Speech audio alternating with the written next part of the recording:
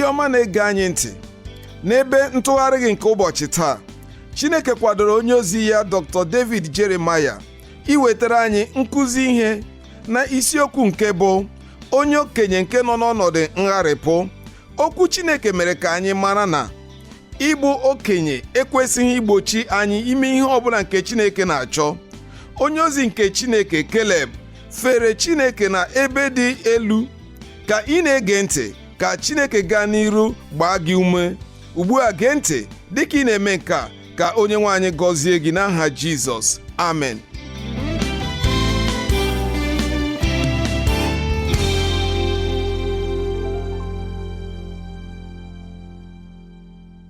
Taa, n'usoro ọmụmụ ihe imeri ọnọdụ enweghị mmadụ, anyị ga-eleba anya n'isiokwu nke mara oke mma nke anyị kpọrọ onye okenye nọ n'ọnọdụ nke ngharịpụ.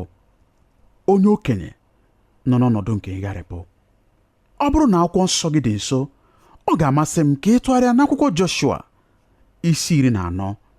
Ebe ahụ ka anyị ga-ewere ihe ọmụmụ a. Anyị ga-elebakwa anya n'ọtụtụ ahịrị ole na ole.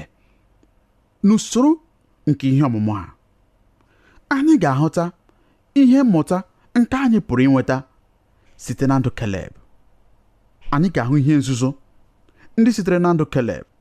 Anyị ga-ahụ na ọ bụ nwoke onye gara n'iru ito eto n'ihe nke a na-ahụ anya ma ọ bụ n'ume nke ọkpụkpọ aka. Anyị ga-ahụkwa na ọ bụ nwoke onye gara n'iru ito eto na nghọta ya. Ọ gakwara n'iru ito eto n'ime mmụọ ya. Echetara m ịgụ otu mgbe gara aga banyere otu eze onye mara otu n'ime ndị ọ na-achọ ikpe ọnwụ n'ihi oke iwe na ọnụma. Ma mgbe e mesịrị, ọ kpọrọ odibo a ma sịkwa ya, n'ihi ụzọ i siri gbara m odibo n'inwe ntụkwasị obi, ekpebiwo m ka i jiri aka gị họrọ ụzọ ọ ga-amasị gị isi anwụ. Kedu ka ị chọrọ isi anwụ? Odibo ahụ wee sị ya, n'ezie onye eze m, ọ bụrụ na ọ dị gị mma n'anya, ọ bụrụkwa na m hụtara amara n'iru gị, ọ ga-amasị m ịnwụ na nka. Anyị niile ghọtara nke a. Anyị ghọtara gị, enyi m, n'ihi na o nweghị onye ọ bụla chọrọ ịnwụ tupu mgbe oge ya ruru. Ọ ga-amasị ọtụtụ n'ime anyị ịnwụ mgbe anyị kara ezi nka, ma ọ bụrụ na ọ ga-ekwe mee. Ma ọ bụ ihe dị mwute na ụzọ esi erute na nka site n'ebe anyị nọ ugbu a abụghị ihe dị oke ụtọ. Mgbe ụfọdụ, anyị adịghị ama nke ọma ka anyị kwesịrị isi emeso onwe anyị mgbe anyị na-aka nka ma ọ bụ mgbe anyị na-eme okenye. Ọ bụ n'iche gị, ndị na-agbagota n'afọ dị ka a ga-asị na ha na-ịka nka na-agba mgba. Ndị nọkwa na ntorobịa, n'ogo nke ezinụlọ, na omenala nke ụbọchị anyị nke anyị nọ n'ime ya taa, adịghịkwa ama ka ha kwesịrị isi hazie ihe banyere oge nka. Ọ dị ka a ga-asị na ime okenye bụ otu ihe nke anyị na-adịghị ekwu okwu ya, nke anyị na-adịghị ekwu banyere ya. Anyị amaghịkwa ihe anyị ga-eji ya eme. Ma ọ bụ ihe dị oke mmasị na ụbọchị niile ọtụtụ ndị mmadụ na-agbakọta n'afọ. Ọtụtụ ndị mmadụ na-eme okenye. Ọtụtụ ndị mmadụ na-akakwa nka. Na mba ụwa niile gbaa gburugburu, ọnụọgụgụ mmadụ ndị ruworo 60 gbagoo na-aga n'iru na-amụbawanye ụba n'ụzọ a na-ahụbeghị ya mbụ. Iji maatụ, n'afọ 1980, e nwere naanị mmadụ 378 ndị ruru 60 gbagoo. Ma n'afọ 2010, nke bụ naanị 3 n'iru, e nwere ugbu a 759 ndị ruru afọ 60 ma gafere. Ndị ọka mmụta na-akọwakwa na-eleghị anya na ha ga-eru mmadụ 2,000 n'afọ 2050. N'ezie, ọ bụrụ ihe mgbagwoju anya nye m mgbe m chọpụtara na a sị na e nwere ihe karịrị 1,000 mmadụ na 20 ndị gafeworo 100 afọ na mba Amerịka naanị. Mgbe anyị na-ahụ mmadụ onye ruru 100 afọ, n'ezie anyị na-ahụta ya dịka onye dị iche site n'ebe mmadụ niile ndị ọzọ nọ. Ma achọrọ m ime ka unu mara na anụrụ m na e nwere ha ihe karịrị 1,000 na 20 na mba Amerịka naanị. Ime okenye bụ otu akụkụ nke mmadụ, nke mere Igbo ji ekwu okwu sị mmadụ adịghị eme nwata nwata kama ọ na-eme okenye okenye, ọ bụghị ya? Ya mere ọ dị oke mkpa na anyị kwesịrị ịmata ka anyị ga-esi hazie ndụ anyị banyere oge nke ime okenye n'otu ụzọ maọbụ n'ụzọ nke ọzọ. Ndị ọkammụta sayensị, ndị a na-akpọ ndị geriatrics, ndị ọ bụ oke n'ọrụ ha ime nchọpụta maka ihe ndị banyere mmadụ ime okenye, aghọwo otu n'ime ngalaba sayensị nke kacha amụba n'ụbọchị ndị a n'ime ụwa. Mmadụ niile nwere mmasị ugbu a banyere ụzọ anyị si eme okenye. N'ezie, otu n'ime ndị otu ndọrọndọrọ ọchịchị nke kachasị apụta ihe n'afọ ole na ole ugbu a na mba Amerịka bụ ndị otu ahụ ndị bụ maka ndị okenye n'obodo. E nwere otu nke a na-akpọ n'asụsụ Bekee American Association of Retired Persons. E nwekwara ndị ọzọ, ma ihe dị mmasị ndị ikom na ndị inyom bụ na anyị onwe anyị bụ ndị nke Kraịst kwesịrị ịmara gbasara ịka nka karịa ka anyị maara ugbu a. Anyị kwesịrị ịmara ihe banyere mmadụ ịka nka karịa dịka anyị si mara ọbụna dịka ọ dị ugbu a. Ma mmetụta nke ngharịpụ nke anyị na-ahụ, nke anyị na-echekwa iru n'otu n'otu, na-ejide isi anyị aka ike. Ọ na-egbochikwa anyị ileba anya n'ime nsogbu a. Anyị na-achọpụta na agụpụghị anyị n'ebe ụta nke echiche ngharịpụ na ahụ owu nọ. Mgbe otu onye n'ime di maọbụ nwunye anyị hapụrụ, ọbụnadị dịka ndị nke Kraịst, anyị amaghị ihe anyị ga-eji mmetụta nke enweghị ike ọbụla nke na-abịa kpuchie anyị, mgbe ọ na-adị anyị ka a ga-asị na anyị enwekwa mmadụ maọbụ na anyị enwekwa ọnọdụ na ndụ ọzọ. Mgbe ụfọdụkwa anyị adịghị ahụta ọdịiche nke ime okenye n'ime Kraịst nke o kwesịrị iwepụta. N'ezie, mmadụ onye na-eme okenye n'ime Kraịst kwesịrị inwe ọdịiche nke a ga-ahụta n'ebe ọ nọ, nke na-adịghị n'ime ndị ọzọ ndị na-eme okenye n'ime ụwa. Ana m echeta mgbe na-adịghị anya gara aga, mgbe m nọdụrụ ala otu ụbọchị ma jirikwa uche mgbakọọ ile ma m ga-ahụta ndị ikom na ndị inyom n'etiti ndị nke Kraịst ndị pụrụ ịbụ ihe ịma atụ nke ihe m chere o kwesịrị ịbụ mgbe onye nke Kraịst na-eme okenye. Ọ ga-amasị m ịgwa unu na e nwere ọtụtụ ndị jupụtara n'obi ilu nakwa n'obi ịlọ mmiri ndị batara m n'obi, ma e nwekwara naanị mmadụ ole na ole ndị jupụtara na amara, ndị bụkwa ezi ihe nlereanya ndị m hụtakwara n'ime obi m, ma ha adịghị ọtụtụ. N'ezie, ọ bụ oke ihe ịtụnanya nye m na ọtụtụ ndị ndu n'etiti ndị nke Kraịst ndị m maara nke ọma, ndị mụ na ha tokọrọ ma nọrịakwa ọtụtụ oge na mgbe gara aga, mgbe m na-eche ugbu a ebe ha nọ taa nakwa ihe ha na-eme, na-achọpụtakwa na ihe ka n'ọnụọgụgụ n'etiti ha ugbu a mere okenye ma ghọọkwa ndị jupụtara n'obi ilu, na-ebekwa akwa arịrị n'ime obi ha na ọ dịghịkwa ndị na-echeta ha, kama ha ga-ewepụta ihe ọmụma niile ndị a nke ha nwekọwụrụ ọtụtụ afọ ndị a niile ma tinyekwa ya n'ọlụ ịhụta na o nyefere ha ndị na-ekolite, na nke a ga-enyerekwa ndị na-etolite etolite aka. Ha na-asị na ha alawa ezumike nka, ha adịkwa ihe ọbụla nke ha na-alụrụ Chineke taa. Ma ha na m ahụta onwe m ka m na-asị, Jeremaya, achọghị m ka nke a mee gị, achọghị m ka isi otu a gaa nka. Ị hụrụ, nsogbu dị na ya bụ na anyị adịghị ekwu maka ya ọtụtụ oge, adịghị akụziri anyị ọtụtụ ihe banyere ya. Achọtakwara m otu ihe, nke a bụkwa na ọ kacha mma n'ije n'akwụkwọ nsọ ịchọ ihe ịma atụ karịa ihe ile anya n'etiti ndị nke Kraịst anyị. E nwekwara otu onye ọ ga-amasị m ka anyị kerịta oke na ndụ ya taa. Ọ ọ bụ otu nwoke onye aha ya bụ Keleb. Ọ bụ otu n'ime ndị m kacha ahụ n'anya n'akwụkwọ nsọ. Ọ bụ nwoke onye sitere n'agbụrụ Juda. Akwụkwọ nsọ sịkwara na ọ bụ nwa Jefunaya, nwoke onye anyị hụrụ anya mbụ n'akwụkwọ nsọ, n'akwụkwọ ọnụọgụgụ. Dịka anyị chetara, ọ bụrụ onye nnọchite anya agbụrụ Juda mgbe ndị Izrel jere iledo ala Kenan, mgbe ha nọrọ na Kadesh Benai. Ya na Joshua bụrụ naanị mmadụ abụọ n'ime mmadụ 12 ndị weghachiri ọsịsa na ha pụrụ iwere ala ahụ, n'agbanyeghị na o jupụtara na ndị dimkpa Nefelim. Akụkọ ọma dị na ya bụ na ọ bụ ya na Joshua bụ naanị ndị okenye ndị Chineke kwenyere ka ha banye n'ime ala nkwa ahụ. Keleb bụ nwoke nwere okwukwe. Dịka anyị na-ahụ ndụ ya ugbu a n'ebe a anyị na-agụ banyere ya, ọ gbawo afọ 85. Ọ dị 85 na-agakwa n'iru.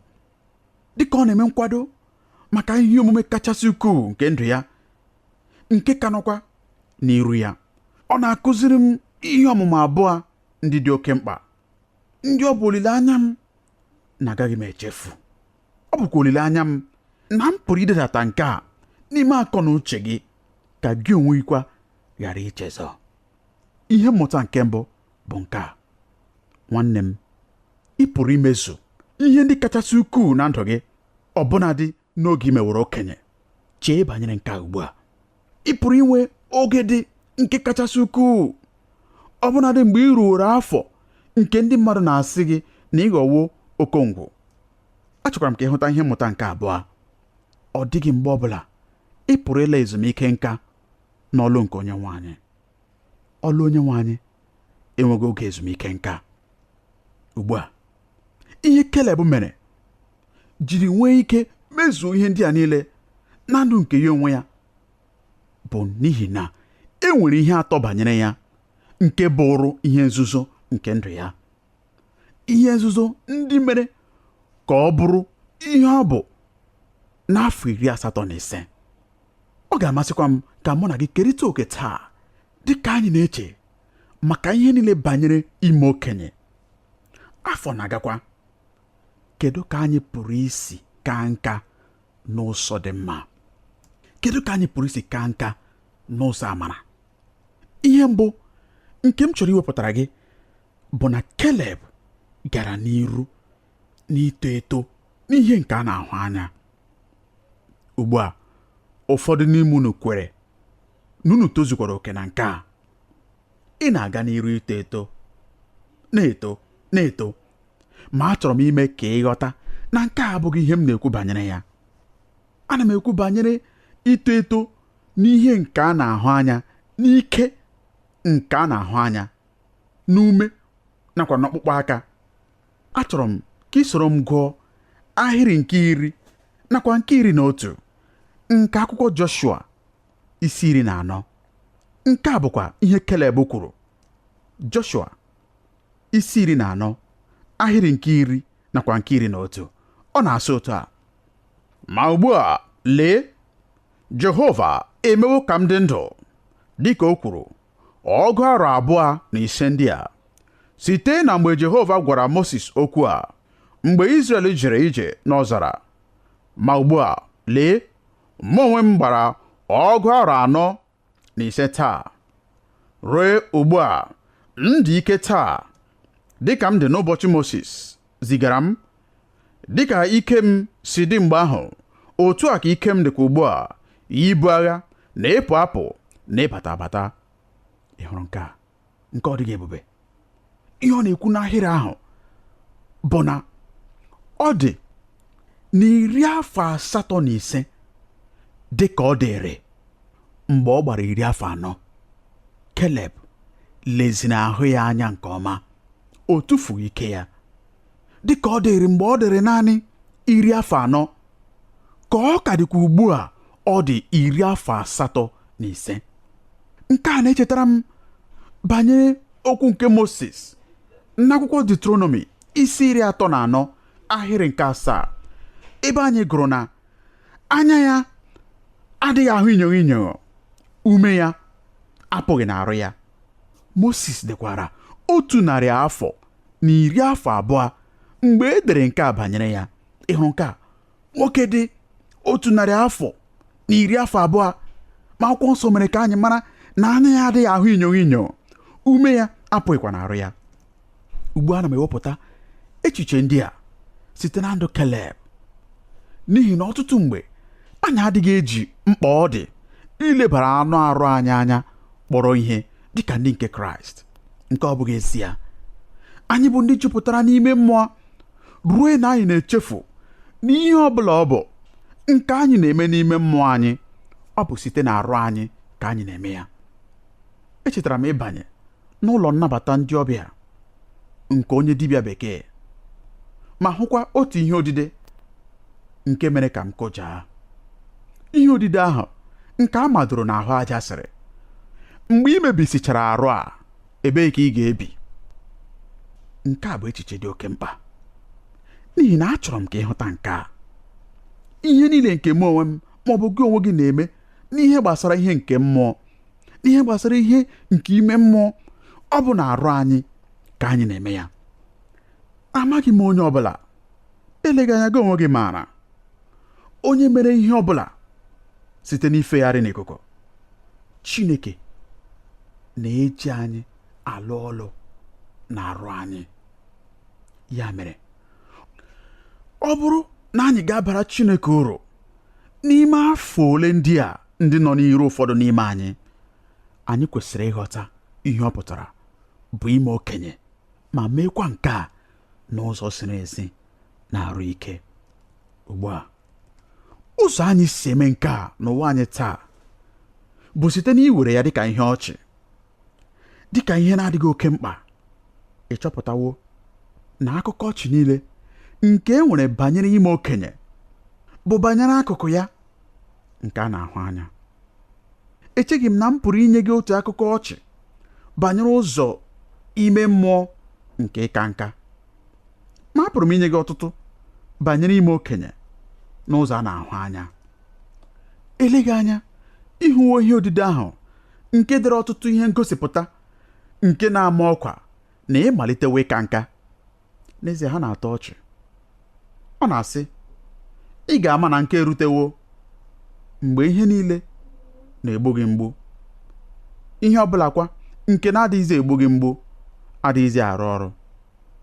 Ị ga-ama na nke erutewo mgbe ihe naanị a na-ahụ na-egbuke egbuke n'anya gị bụ ihe nke anyanwụ dịka ọ na-eti n'ugegbe anya gị. Ị ga-amata na nke erutewo mgbe igwe epele naanị pụrụ ime ka ume pụọ gị n'arụ. Ị ga-ama na nke erutewo mgbe i tinyere aha gị n'ebe ọzụzụ arụ ma ị dịkwa eje n'ebe ahụ. Ị ga-ama na nke erutewo mgbe azụ gị na-apụ karịa nke gị onwe gị na-apụ. Ị ga-ama na nke erutewo mgbe ọ na-adị gị ka a ga-asị na ejiri ọkpụkpụ mee anụ ma jirikwa anụ mee eze gị. Mgbe ahụ, ike ịta anụ adịghịkwa adị gị. Ị ga-ama na nke erutewo mgbe itinye akara ọnụọgụgụ nke ndị enyi gị n'igwe telefon na-aghọ oke ọrụ. Ị ga-ama na nke erutewo mgbe ị legharịrị anya ma ghọtakwa na agadi nwaanyị isi awọ ahụ onye i nyere aka ka ọ gbafee okporo ụzọ bụ nwunye gị ka ọ bụ. Otu onye ode akwụkwọ, onye a na-amaghị onye ọ bụ, sikwa otu a tinye ya. Ọ sịrị, kamgbe m lara ezumike nka site n'ịgba mbọ nke ndụ, ihe niile na-aghọkwa ihe a na-emegharịkwa. Ana m ekulite ụtụtụ niile ma kụchapụkwa aja uzuzu site n'uche m, jee chọtakwa akwụkwọ mgbasa ozi ma gụọkwa ebe ahụ edere gbasara ọnwụ mmadụ. Ọ bụrụ na aha m anọghị n'ebe ahụ, ana m amatakwa na anwụbeghị m. Ya mere, ana m eri nri ụtụtụ ma laghachikwa n'akwa ndina m. Ihe m jiri mata na ike ntorobịa niile agwụwo bụ n'ihi na kulite gawa ekulitewo ma lakwa. Anyị pụrụ ịga n'iru ma gwakwa gị ọtụtụ obere ihe ndị ọzọ banyere ime okenye, n'ihi na ụzọ anyị si akwado banyere ime okenye bụ site n'iji eme ihe ọchị. Nsogbu adịghịkwa na nke a, n'ihi na e nwere ọtụtụ ihe na-atụ ụjọ banyere ịka nka, ma echeghị m na nke a bụ ụzọ kachasị mma nke anyị pụrụ isi kwado maka ya. Akwụkwọ nsọ mere ka anyị mara na Keleb gara n'iru ito eto n'ọkpụkpụ aka, nke mere na mgbe ọ nọrọ 85, ọ pụrụ ime ihe ndị o mere mgbe ọ nọrọ 40. Nke a na-atụkwa m n'anya n'ihi na ọ bụ ebumnobi m ibi ndụ ogologo oge. Ọ ga-abụkwa mmasị m ime n'afọ 85 ihe ndị m mere mgbe m nọ 40 n'ihe gbasara ijere Chineke ozi. Nke a na-echetakwara m maka otu ihe nke m chere nke na-eme ọtụtụ n'ime anyị taa. Nke a bụkwa na e nwere nwekọrịta dị mmasị n'etiti Keleb mgbe ọ dị 40 nakwa Keleb mgbe ọ dị 85. Nke a bụkwa na o mere ụfọdụ mkpebi mgbe ọ dị 40 nke metụtara ịdị ike n'ọlụ ya mgbe ọ gbara 85. Nke a dịkwa oke mmasị nye m n'ihi na dịka m na-amụ ihe banyere ndụ ya, ana m achọpụta na Keleb nwere ihe niile ndị kwesịrị ime ya ka o mechie akwụkwọ akụkọ nke ndụ ya mgbe ọ gbara 40. Ọ ga-adị mma ka m mee ka anyị mara na nke a bụkarịrị oge nke ọtụtụ n'ime anyị na-enwe mmetụta ngharịpụ arụ anyị na-enwe mmetụta ịgharịpụ arụ anyị, ịtọgbọ ihe niile nke anyị maara eme, nke eji ume eme, nke anyị kwesịrị ịdị ike ime n'oge ahụ na ndụ. Keleb nwere ihe niile nke kwesịrị ime ma ọ bụ nke pụrụ ime ka ọ gharịpụ ihe niile. Ka m nye anyị ihe uche ole na ole ndị kwesịrị ime ka Keleb gharịpụ. Nke mbụ na mbụ, n'oge ahụ n'ime ndụ ya, Keleb tụrụ anya mbuli elu. Onye isi ha bụ Moses eruo oge ọ ga-eji rịdata. Mgbe ọ nwụkwara, e nwere mmadụ abụọ ndị na-eguzo dịka ndị mezuru uche Chineke, ndị a tụkwara anya na ọ bụ otu n'ime ha ga-enweta ọrụ a. Otu bụ Joshua, onye nke ọzọ bụ Keleb. Mgbe ozi sitere n'elu bịa na ọ bụ Joshua nwetara ọlụ onye isi ya, n'ezie a sị na ọ bụ ụfọdụ ndị maara taa mgbe nke a mere ha ga-enwe obi ịda mba ma sịkwa, kedụkwana uru ọ bara ịga n'iru? Agaghị m anọ n'okpuru ya. Ọ gara agharịpụkwa ma wepụ obi ya n'ọlụ Chineke. Ma n'ezie Keleb emeghị nke a. Ihe nke abụọ nke m chọrọ iwepụta bụ nke a. Mgbe Keleb nọrọ n'ogo kachasị nke ije ozi ya, n'ogo kachasị nke ndụ ya, mgbe ọ nọrọ 40, ị maara ebe ọ nọrọ? Chineke debere ya n'azụ otu ọzara, ebe ọ ga-anọ 45 nke ndụ ya, ebe ọ na-eche ka ndị agbụrụ ndị Juu nnupụ isi niile ahụ nwụsịa, ka Chineke nwee ike ịkpọrọ ya na Joshua na ndị nke dịkarịsịrị nta n'etiti ndị Israel banye n'ala nkwa ahụ. Enweghị ihe ọ bụla n'ebe ahụ nke pụrụ ịkwalite mmụọ Keleb. Ọ nara eche oge nke Chineke. Ndụ ya niile ọ nara eche ka ikpe Chineke mezucha n'elu isi ndị agbụrụ ndị nnupụ isi ahụ, ndị jụrụ ikwenye okwu Chineke. Afọ 5 nke agha na Kenan, Chineke debere ya ndụ. Ọ dịghị oge ọ bụla ekweghị ekwe ma ọ bụ obi ilu batara n'ime ndụ ya. Ume ya nọkwara n'ogo kachasị elu. Ọ nọrọ n'ime ọzara. Amaghị m onye kwuru nke a, ma otu onye dere okwu ndị a sị, akụkụ njem nke kachasị adị ike bụ maịlị nke etiti. E nwere ihe igba ume nke ibido ihe ọhụrụ nke na-eme ka obi anyị dị elu na mbido. Obi ụtọ nke irute ebumnobi anyị nọkwa ebe ahụ n'ọgwụgwụ, ime ka anyị nwee aṅụrị ịga n'iru ma lụsịa ọlụ anyị. Ma ọ bụ maịlị nke etiti, mgbe ị nọ n'ebe dị anya site na mbido, nọrọkwa n'ebe dị anya site na ebumnobi nke ọgwụgwụ. Ọ bụ nke a na-anwale obi nke onye ọsọ. Na maịlị etiti nke njem nke ndụ, onye kwere ekwe chọrọ amara nke ịga n'iru na ndidi. Mmụọ anyị pụrụ inweta ike pụrụ iche maka nhụju anya dị iche iche, nakwa ike dị ukwuu maka ịlụ ọlụ dị ukwuu. nke karịrị nke ọ pụrụ inweta n'ụbọchị efu.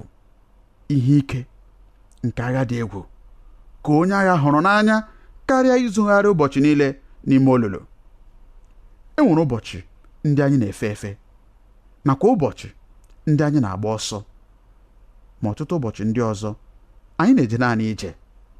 Ọ bụkwa ndị a kacha adị ike. Ọ bụkwa n'oge dị otu a n'ime ndụ Keleb ka o mere mkpebi ndị a na-anọgide.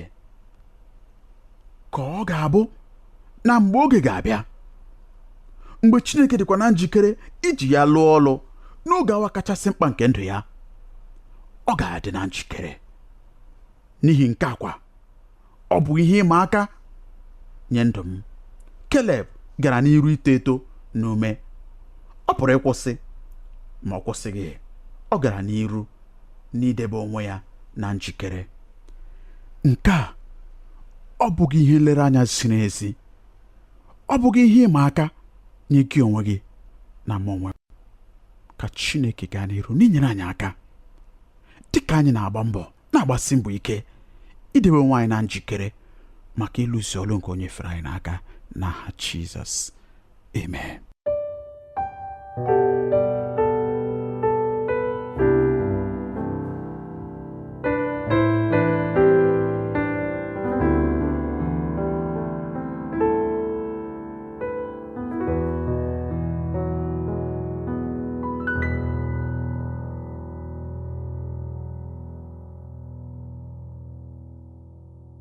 Ana m ekele gị onye nyere anyị ohere iwetara gị okwu Chineke taa. Ekwere m na onye nwe anyị esitewo n'okwu ya wee gọzie gị. Kwenye ma nwekwa agbamume. Chineke pụrụ ịzọpụta gị n'ọnọdụ ọbụla nke ị na-agabiga ugbu a. Ọ bụ chi nke na-azọpụta ndị nọ na mkpa. Naanị ihe ị ga-eme bụ ịnabata Jizọs dịka onye nzọpụta gị. Ma ọ bụrụ na imebeghị nke a, ọ bụrụkwa na ị chọrọ ime nke a ugbu a, ọ ga-amasị m ka anyị kpee ekpere. Nna anyị nke bi n'eluigwe, ekwere m n'ime obi m na Jizọs bụ ọkpara gị, onye bịakwara ma nwụọ ọnwụ n'ihi mmehie m. Ana m arịọ gị ugbu a ka ị gbaghara mmehie m niile. Ana m ekwupụtakwa Kraịst ugbu a dịka onye nwe m na onye nzọpụta m. N'aha Jizọs ka m na-arịọ, amen. Ọ bụrụ na ị kpere ekpere a, ọ ga-amasị m ka ị chọọ nzukọ Kraịst ndị kwere na okwu Chineke. Ha ga-emekwa ka ị mara ihe ndị ọzọ nke ị kwesịrị ime maka ito eto na Kraịst. Chukwu gọzie gị n'aha Jizọs, amen. Ekele dịrị gị, gị onye nyere anyị ohere ịnọnyere gị n'ebe ntụgharị gị nke ụbọchị taa. Ọ bụrụ na ị chọrọ ịkpọtụrụ anyị, ị pụrụ ime nke a site na ịkpọtụrụ anyị n'eriri igwe telefon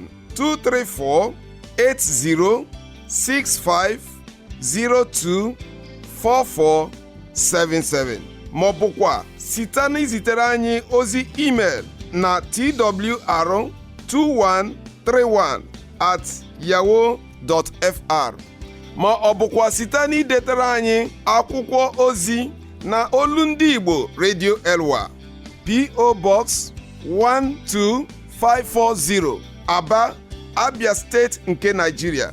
Ka amara nke Chineke gaa n'iru ịba ụba nye gị n'aha Jizọs, amen.